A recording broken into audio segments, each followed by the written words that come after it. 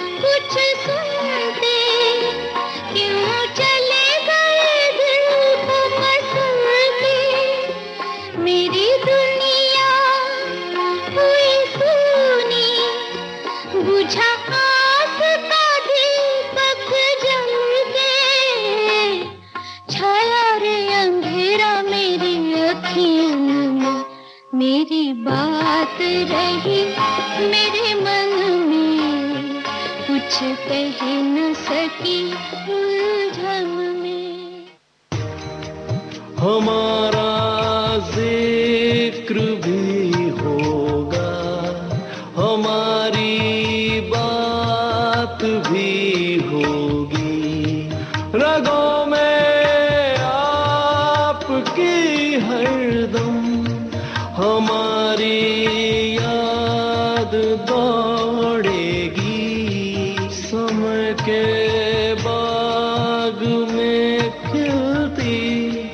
बहारे हमको ढूंढेगी, बहारे हमको ढूंढेगी।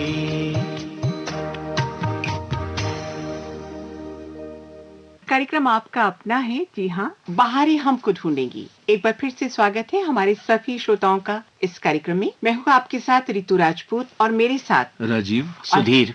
सुधीर जी, आपको याद होगा कि 1963 में जब बर्लिन फिल्म फेस्टिवल हुआ, उसमें शायद ये फिल्म भेजी गई थी और बहुत चर्चा हुई थी। और कितनी खूबसूरत बात है कि मीरा कुमारी जी को, रहमान जी को, वहीदा रहमान जी को, सबको इसमें आमंत्रित किया गया था। लेकिन चूंकि कमाल अमरोही साहब से उन दिनों मीना कुमारी जी का कुछ मनमुटाव चल रहा था, तो कमाल साहब ने मना कर दिया कि मैं नहीं जाऊंगा। अब उनके बिना भला मीना कहाँ जाती, तो वो नहीं गई, लेकिन वहाँ वहीदा रहमान गई और रहमान गए और जॉनी वॉकर गए। तो ये अपने आप में बहुत बड़ी बात थी। और शायद उस समय मीना कुमारी 32 साल की रही होंगी। जी हाँ, जी हाँ, है ना? 37 की पैदाइश थी हाँ, मीना हाँ, कुमारी जी की। जी, तो वही जी, 63 की आप बात कर रही हैं, तो 32 की रही होंगी। 62 की तो रिलीज है। बिल्कुल 62 की रिलीज है। इसमें देखिए, साहब है रहमान, साहब है, बीवी है मीना कुमारी, गुलाम है गुरदत्त। ये देखिए नाम जो है ना, ये जो फिल्म का जो नाम है, किस तरह से रूपायित होता है। अच्छा, अब इसमें आप देखें कि इसके संगीत की हम बात कर रहे हैं यहाँ पे। संगीत, छायांकन दोनों इसमें कमाल के हैं। इस फिल्म में 2 गीत हैं इसमें जो मुजरा गीत हैं। मुझे लगता है कि हम कहानी और कहानी के मतलब जिसे कहते हैं अंतिम निष्कर्ष तक जाने के पहले संगीत की दृष्टि से विचार करने योग्य है। और खासतौर से मुझे लगता है कि छायांकन की दृष्टि से भी बिल्कुल, कि क्या अद्भुत साकिया आज मुझे नींद नहीं आएगी, मीनू मुमताज। हाँ। और इसमें एक चीज बड़ी अच्छी है साहब, ये जो डांसर्स हैं एक्स्ट्रास, वो सब आप ब्लैक में आप देखिएगा पिक्चराइज हैं, परछाइयों पे हो रहा कैमरा है। रहा जी, और मीनू मुमताज को बिल्कुल सामने दिखाया है। बिल्कुल वो लाइट एंड शेड आप कह लीजिए, वो इफेक्ट दे करके बिल्कुल लाइट में मीनू मुमताज है और शेड में सारा जो है very unique style of picturisation. V K Murthy साहब और गुरुदत्त जी अगर का आप कमाल शब्द को भी ध्यान दें, ये अपने आप में अनोखे शब्द हैं। जी, साकिया आज मुझे नींद नहीं आएगी, सुना है तेरी महफिल में रत जगह है। ये जो पूरा का पूरा भाव लोक है। और जैसे इसमें जो आपने बताया कि जो लाइट एंड शेड का जो कमाल है वीके मूर्ति ने जो इस गाने में जो हुआ है, और लाइट एंड शेड का जो मूवमेंट है, जो उसकी लय है, जो उसकी गति की लय है, वो अपने आप में, और आवर्तन जो बार बार होता है वो है। मुझे लगता है कि अगर आप मेरी पसंद को वास्तव में उसको कुछ स्थान देना चाह रही हैं, तो ये गीत अभी और सुनवा दीजिए। बिल्कुल। अब हमारे सुधीर जी की फरमाइश, राजीव जी की फरमाइश, और वो जो अनदेखे स्वर मुझ तक पहुंच रहे हैं, वो सब भी करें, हो जाए हो जाए। तो आइए श्रोताओं, उस गीत को सुनते हैं।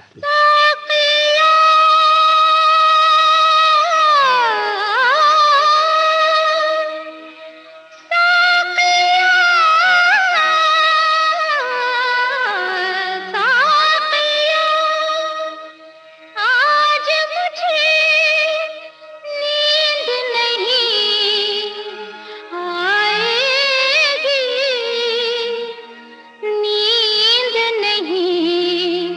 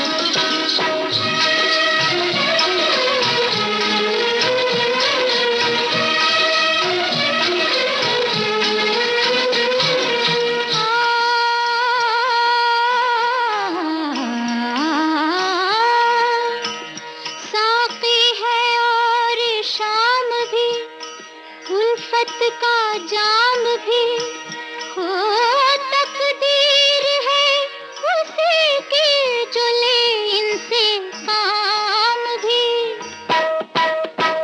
रंग महफिल है रात भर के लिए, रंग महफिल है रात भर के लिए, सोचना क्या भी शहर के लिए, सोचना क्या भी शहर के लिए। रंग महफिल है रात भर के लिए, सोचना क्या भी शहर के लिए। तेरा जलवा हो तेरी सूरत हो, और क्या चाहिए नजर के लिए, और क्या चाहिए नजर के लिए। आज सूरत तेरी बेपर्दा नजर आएगी, सुना है तेरी महफिल में रंग जमा है, साकिया आज मुझे नींद नहीं आएगी, सुना है तेरी महफिल में रंग जमा है, सुना है तेरी महफिल में रंग जमा है।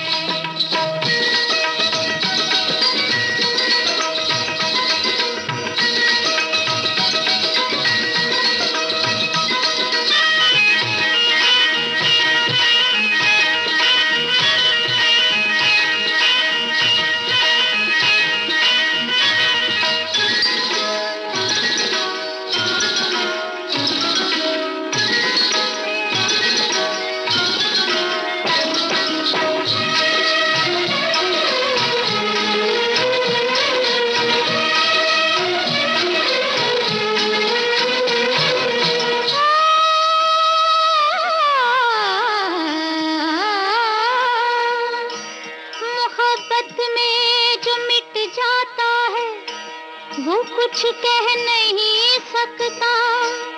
हाँ, ये वो पूछा है जिसमें दिल सलामत रह नहीं सकता। किसकी दुनिया यहाँ तबाह नहीं, किसकी दुनिया यहाँ तबाह नहीं। कौन है जिसके लब पे आग नहीं, कौन है जिसके लब पे आग नहीं। किसकी दुनिया यहाँ तबाह नहीं, कौन है जिसके लब पे आग नहीं। उस पर दिल जरूर आएगा, इससे बचने की कोई राह नहीं, इससे बचने की कोई राह नहीं। जिंदगी आज नजर मिलती ही लुट जाएगी, सुना है तेरी महफिल में रंग जमा है, साकिया आज मुझे नींद नहीं आएगी, सुना है तेरी महफिल में रंग जमा है।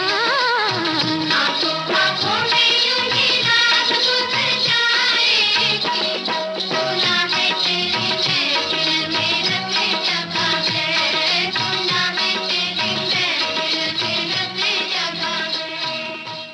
बहुत अच्छा गीत, बहुत प्यारा गीत। बहुत सारी बातें हैं जो इस फिल्म के साथ जुड़ी हुई हैं सुधीर जी। कई बार गुरुदत्त जी ने प्रयास किया कि वो इस संसार को छोड़ दें, और इस फिल्म का जब समापन चल रहा था तब भी उन्होंने ये कोशिश की थी, और वो इतना ज्यादा उन्होंने दवा ले ली कि वो 3 दिन तक बेहोश रहे, हॉस्पिटल में एडमिट हुए, बामुश्किल उनको होश आया। लेकिन उस कशमकश के दौरान हॉस्पिटल में भी जब वो थोड़े से होश में आए तो उनके मुंह से नाम गीता का निकला। तो मतलब कहीं ना कहीं उनके अंतर मन में हर पल गीता उनके साथ रची बसी रहती थी। और फिर उसके बाद जब ये फिल्म रिलीज हुई, माशाल्लाह वो ठीक हुए, फिर पूरा परिवार कश्मीर गया और उन्होंने छुट्टियां वहां बिताई। आपको तो सब स्मरण होगा। लेकिन उनके जो पुत्र हैं गुरुदत्त जी के पुत्र, ये कई बार दो हैं। वो अक्सर ये जिक्र करते हैं जब स्मृतियों की बात होती है। अभी पिछले दिनों कहीं सुन रही थी कि वो पतंग उड़ाने के बहुत शौकीन थे, और कहते हैं वो जो चचा हमारे उनको कहा करते थे, जॉनी वॉकर साहब को, उनके घर जाते थे और दोनों मिलके ऐसी पतंग उड़ाते थे कि आप क्या बताएं। तो गुरुदत्त जी देखिए, कहाँ तो इतना धीर गंभीर अभिनय और कहाँ इस तरह का उनका व्यक्तित्व, और कहीं ना कहीं एक लगता है जैसे अंतर्द्वंद उनके भीतर चल रहा था। जी बिल्कुल सही कह रही हैं आप। मैं सोच रहा था कि हम यहाँ जब बात कर रहे थे तो इस फिल्म का एक गीत बचा हुआ था, थोड़ी चर्चा उसकी भी करना चाह रहा था, क्योंकि अपने आप में मुझे उसमें, मैं आपको बताऊं कि उस गाने में बड़े, खैर गीत अपने आप में सुंदर है, मीठा है, उसमें तबले का बड़ा कमाल का काम है, बीच में वो अलग से प्रकट होकर आता है। और ये गाना है मेरी जान ओ मेरी जान, अच्छा नहीं इतना सितम, ये गाना जो है, और इसमें अगर आप देखें साकिया की जो धुन है वो भागती हुई धुन है, तरंगित धुन है, ये ठहराव के, हालांकि ये भी मुजरा गीत है लेकिन इसमें जो है वो ठहराव के साथ है, एक अलग ढंग का पूरा एक कंपोजिशन है। और इसके अंदर मैं फिर से जो आपसे कह रहा हूँ, अब जब एक गीत हम सुनवाएंगे तो आप ध्यान आप भी दीजिएगा, जो तबले का काम इसमें जिस तरह से निकल कर आता है अलग से, वो कमाल की चीज है। तो ये गीत हम सुनते हैं, इसके बाद हम इस साहबी और गुलाम के बारे में 2 बातें और करेंगे और फिर हम आगे की चर्चा में जाएंगे। अभी फिलहाल मेरी जा ओ मेरी जा, अच्छा नहीं इतना सितम।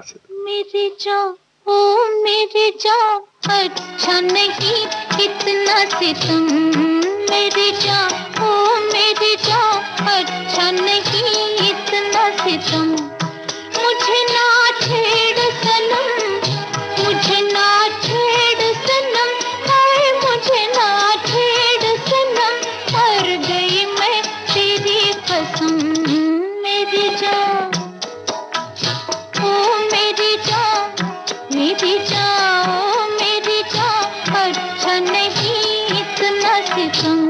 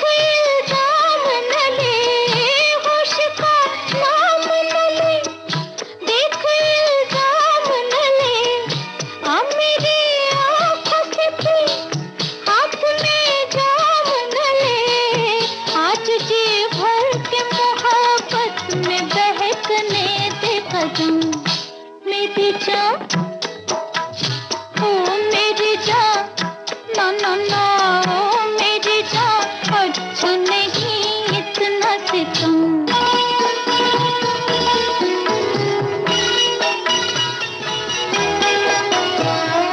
बेखुदी ने तुझे मस्ताना बना डाला है, मुझको भी प्यार ने दीवाना बना डाला है, बेखुदी ने तुझे मस्ताना बना डाला है, मुझको भी प्यार ने दीवाना बना डाला है, तू है मदहोश उधर, मैं हूँ बेताब इधर, तू है मदहोश उधर, मैं हूँ बेताब इधर, न मुझे अपना पता, न तुझे अपनी खबर, जिंदगी भर ये मोहब्बत का नशा होगा न कम। मेरी जान हो मेरी जान, ना ना ना ओ मेरी जान, अच्छा नहीं इतना सितम, मुझे ना छेड़ सनम, मुझे ना छेड़ सनम, हाय मुझे ना छेड़ सनम, मर गई मैं तेरी कसम। मेरी जान ओ मेरी जान, अच्छा नहीं इतना सितम, मेरी जान।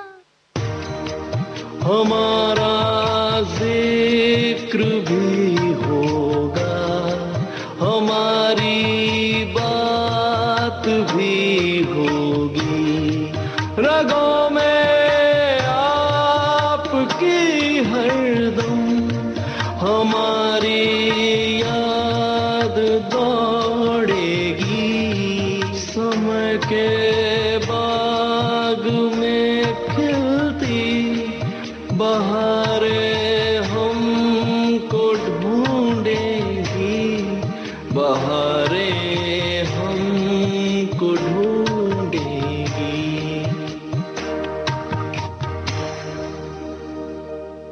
कार्यक्रम आपका अपना है। जी हाँ, बाहरी हमको ढूंढेंगी। एक बार फिर से स्वागत है हमारे सभी श्रोताओं का इस कार्यक्रम में। मैं हूँ आपके साथ रितु राजपूत और मेरे साथ राजीव सुधीर चंद्रा जी हमारे आज के मेहमान। साहब बीबी और गुलाम जैसी कालजयी फिल्म पर हम बात करते रहे हैं और हमने चर्चा की कि साहित्य से सिनेमा में, कागज से सेलुलाइट पर जो रूपांतरण हुआ और जिसके सर्वश्रेष्ठ जो कुछ उदाहरण संसार में हैं, सिनेमा साहित्य से आए हुए सिनेमा और सार्थक सिनेमा बनने की प्रक्रिया का, ये एक अच्छा उदाहरण है। ऋतु जी, हम लोगों ने जब बात की थी तो उसमें एक चर्चा चली थी कि वो आपने कहा था कि हवेली है और झाड़ फानूस हैं और बहुत लेकिन वो खंडहर है। मैं उसी की ओर इशारा कर रहा हूँ कि उसके अतीत में वो जाते हैं। और आप ये देखें कि बंगाल में ऐसी कई फिल्में बनी हैं और जिसमें कि जो जमींदारी प्रथा है उसका जो भग्न अवशेष बाद में हुए। जलसा घर मुझे याद आ रहा है, सत्यजित रे की महान फिल्म है जलसा घर। और ऐसी कई फिल्में अगर आपको मैं समझता हूँ बात करेंगे तो याद आती जाएंगी, जिसमें कि इस तरह के दृश्य हैं कि जो एक बिल्कुल सामंती अतीत होता था। और उसके बाद एक फिल्म और मुझे एक कहानी से, रविन्द्रनाथ की कहानी याद आती है, जहाँ पर कि जमींदार है, उसके घर में बहुत सारी सुंदर सुंदर चीजें हैं, परंतु वो कहता है कि और इसकी शादी होगी, लड़की की उसकी पोती है और वो कहता है कि शादी तो किसी राजकुमार, लेकिन आखिर पता चलता है कि जो नौकरी करने वाला लड़का मिलता है तो वो कहता है कि बेटा तुम अगर इसका हाथ पकड़ लो। तो ये जो उतार था, ये एक सामंती जीवन मूल्य जिस तरह से टूट रहे थे। और इसके इसीलिए इस फिल्म में मैं समझता हूँ जो विमल मित्र की कहानी है कि मीना कुमारी और वहीदा रहमान, ये दो चरित्र, जो जी सकता है, जो जीता है। वहीदा रहमान का चरित्र दुख को झेल कर भी उससे बाहर निकलता है और जीता है। और छोटी बहू के साथ क्या होता है? छोटी बहू के साथ ये होता है कि वो अपनी आत्मा को लगभग मार कर, जैसे आपने कहा, मद्यपान करने लगती है और तब भी जब वो नहीं पाती तो वो मद्यपान उसे मार देता है। देखिए स्वाभिमान देखिए उसके पति का, उसका अहंकार मैं कहूंगी देखिए कि आखिरकार उसको दफना दिया जाता है, उसको मार दिया जाता है, उसकी हत्या कर दी जाती है। क्योंकि इस गलत फहमी में कि गुरुदत्त जी के साथ वो जा रही हैं मंदिर में पूजा करने के लिए अपने पतिदेव की, और वहाँ जो सप्रू हैं बड़े भाई रहमान साहब के, वो देखते हैं, उन्हें लगता है कि भाग रही है गुरुदत्त के साथ और बस वो इशारा करते हैं। इसके बाद मुझे ब्राउनिंग की एक कविता है, माई लास्ट डचेस, जिसमें कि जिक्र आता है एक ड्यूक द्वारा कि मेरी पत्नी थी, बहुत अच्छी थी पर हमेशा मुस्कुराया करती थी और उसको इसका बोध ही नहीं था कि किस तरह के लोगों के बीच में उसे हंसना बोलना चाहिए, कहाँ नहीं हंसना बोलना चाहिए। ये क्या बात हुई कि जो ऐसे छोटे मोटे लोग हैं उनके संग भी हंसने बोले। ऐसी मुस्कुराहटों को तो अंत होना ही था और मुझे वो कराना पड़ा। यानी उसमें वो बताता है कि मैंने उसकी हत्या करा दी। तो ये जो हत्या है इस स्त्री की, इतनी जीवंत स्त्री की, इतनी निष्ठावान स्त्री की, इतनी समर्पित स्त्री की जो हत्या है, वो हत्या हम अपने सामने देखते हैं। उस पूरी जीवन शैली की हत्या या उसका अंत देखते हैं और फिर उसके अंदर से निकल करके जो आप कहते हैं कि जो वहीदा रहमान का चरित्र है वो बाहर आते हैं। और ये है कि it heralds the end and the decay of the feudal system also. बिल्कुल। और देखिए पहचान कैसे होती है जब वो भूतनाथ का की खोज संपन्न होती है, उसके हाथ का कंगन खूब निकलता है, एक कंकाल है, कंकाल है, कंकाल के हाथ में कंगन है। बिल्कुल। तो इस तरह से बहुत खूबसूरत फिल्म अपने समापन। आप इसको देखें, आप इसे 14वीं का चांद से अगर मिलाएं, आप देखें कि फिल्म के तौर पर जो साहब बीबी और गुलाम है, जो उस फ्यूडल सिस्टम को रिजेक्ट कर रही है अपने आप में। और अब मुझे लगता है कि गुरुदत्त का जो सबसे बड़ा शाहकार, हालांकि वो फिल्म साहब बीबी और गुलाम से पहले आई थी, लेकिन ये है कि कागज के फूल। वाह वाह। मुझे लगता है सुधीर जी आपसे बात शुरू होगी तो थोड़ा दूर तक जाएगी। Kaagaz ke Phool according to me and arguably was his greatest work. वो सब डिफर करते हैं, कोई प्यासा को सबसे ऊंचा दर्जा देता है, कोई इसको, लेकिन मैं दो एक चीजें इसके बारे में कहना चाहता हूँ कि कागज के फूल बॉम्ब्ड कॉमर्शियली, जैसे हम लोग सब जानते हैं, पैसे नहीं बनाया, लेकिन आज वो इंटरनेशनल क्लासिक्स में गिनी जाती है। लोग सो मच सो कि अगर आपने 4-5 साल पहले एक द आर्टिस्ट फिल्म देखी है तो 40-50% of the artist is based on कागज के फूल। आप देखें उसमें आर्टिस्ट में ट्रांजिशन हो रहा है from movies to talkies, sound is taking over. और उसमें जो स्टार्स थे मूवीज के जमाने में, how they are feeling when sound comes in, और how his attraction towards an actress जिसको उसने उभारा है, उससे वो अपनी वाइफ से एलियनेट होता है। एग्जैक्टली वही चीज इसमें भी दिखाई है कि वीना से एलियनेट होते हैं, वहीदा रहमान को उभारते हैं, लेकिन इतना प्लेटोनिक लव दिखाया है गुरुदत्त और वहीदा रहमान का। आपको, जब वो प्लोवर बिनती रहते हैं, आप वो याद करिए सीन इंटरवल से थोड़ा पहले, तो वो पूछते हैं कि किसके लिए बुन रही हो ये प्लोवर, तो वो कहती हैं कि है कोई, कहा मिस्टर कोई या मिस कोई, कहते हैं मिस्टर कोई, कहा तुमने तो ये कहा था कि तुम हमेशा से अकेली रही हो, कहा वो भी अकेले हैं मेरी तरह बिल्कुल नहीं। अच्छा, तो वो कंसीड कर देते हैं कि शांति शायद तुम ये नहीं जानती कि मुद्दत से मैं शादीशुदा हूँ, बाल बच्चेदार आदमी, तो वो कहती हैं कि मैं जानती हूँ। और उसके बाद वो वक्त में किया क्या हंसी सितम, which I would say is one of the most beautifully picturized song sequences in the annals of Hindi cinema।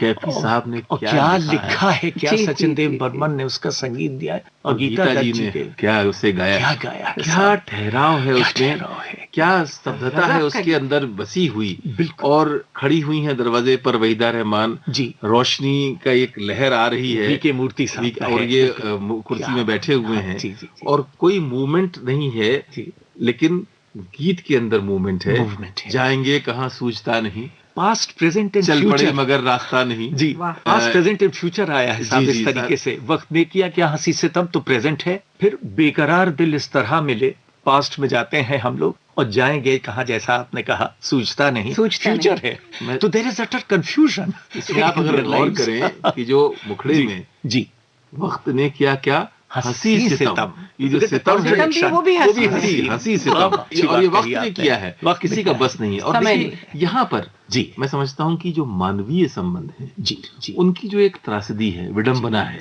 देखिए संबंध हमने रचे, हमने उन्हें नाम दिए और सामाजिक रूप से उनकी मान्यता दी, और ये समाज के लिए जरूरी भी है। लेकिन ये भी सच है कि अंततः कई बार, वो गाना याद करिए ऋतु जी, कई बार ये जो मन जो मन की सीमा रेखा है, मन तोड़ने लगता है। अच्छा, इस गीत की जब हम बात करते हैं, आप दोनों ने जिक्र किया, जब कैफी आजमी साहब से जब इस गीत की रचना हो रही थी, इसको रचा जा रहा था, तो पहले वो वाली पंक्ति आई, तुम रहे ना तुम, हम रहे ना हम। बातचीत चल रही थी और ये लाइन कहीं बातचीत पे इस्तेमाल हुई, तो बस यहीं पे वो अटक गए कैफी साहब, और फिर इस गीत की रचना प्रक्रिया शुरू हुई और पहली पंक्ति बाद में रची गई। तो मतलब शायर का दिल भी नहीं ऋतु जी, मतलब आपने जो बात कह दी वो ऐसी कह दी कि मतलब उसका मूल सच पूछिए तो इसका जो सार है वो यही है, तुम रहे ना तुम, हम रहे ना हम। ये जो सितम है ये हुआ क्या, प्रेम क्या करता है, ये जो व्यक्तियों को किस तरह बदल देता है, तुम रहे न तुम, हम रहे न हम। ये हंसी सितम हुआ, वक्त ने किया, तुमने नहीं किया, मैंने नहीं किया, ये इस पर हमारा बस नहीं था। जो आपने बताया कि जानती थी कि आप शादीशुदा हैं, जानती थी कि ये संबंध का शायद कोई भविष्य नहीं है, बिल्कुल, लेकिन उसके बावजूद ये हंसी सितम हुआ है। कौन सा गाना सुना है? यही गीत आइए सुनते हैं जी। क्या हंसी सितम, तुम रहे न तुम, हम रहे न हम, वक्त ने किया क्या हंसी सितम, तुम रहे न तुम, हम रहे न हम, वक्त ने किया।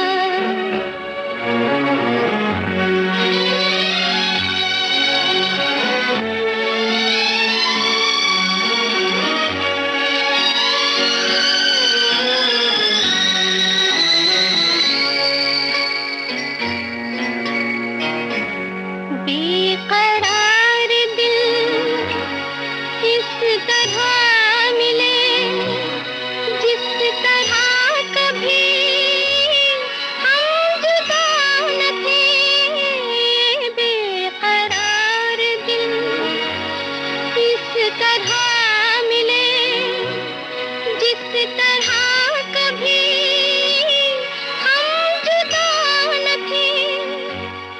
तुम भी खो गए, हम भी खो गए, एक राह पर चल के दो कदम, वक्त ने किया क्या हंसी सितम, तुम रहे न तुम,